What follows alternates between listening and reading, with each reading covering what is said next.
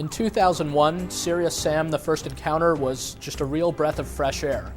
It featured these big, gigantic levels, and they were filled with tons and tons of enemies, and the game had this great, goofy sense of humor, and best of all, it was budget-priced.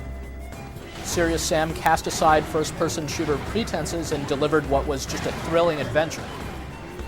The good news is the new Serious Sam 2 offers more of the same. The bad news is that more of the same just isn't the same this time around. Serious Sam 2 features the series' signature non-stop action.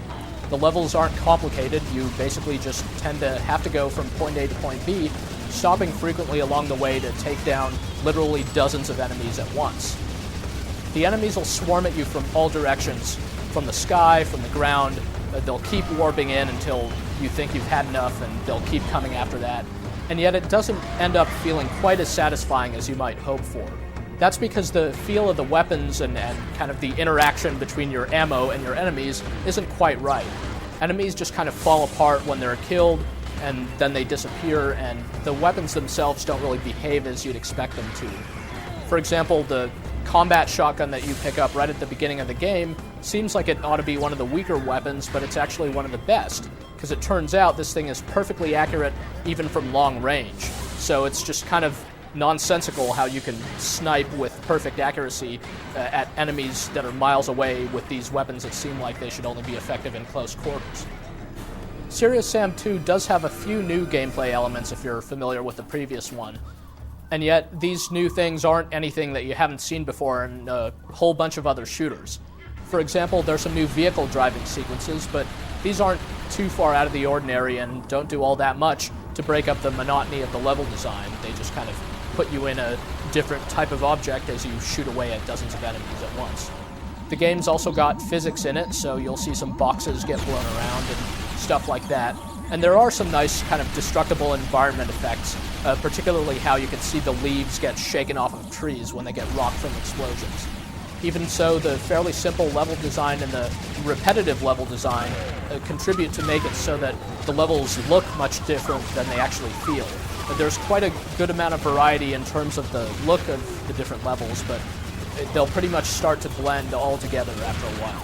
Fortunately, Serious Sam 2 gets by to some extent on its goofy sense of humor. It's got a lot of absurd humor and a lot of kind of funny little secrets you could find off to the side of the levels.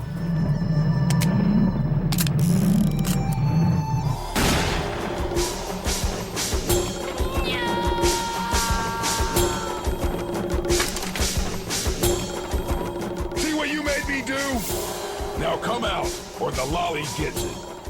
But then again, some of the humor falls flat as often as it succeeds, and you'll see these cutscenes in between all the levels, and sometimes they're pretty funny, and other times you'll just be left shrugging your shoulders. Wow!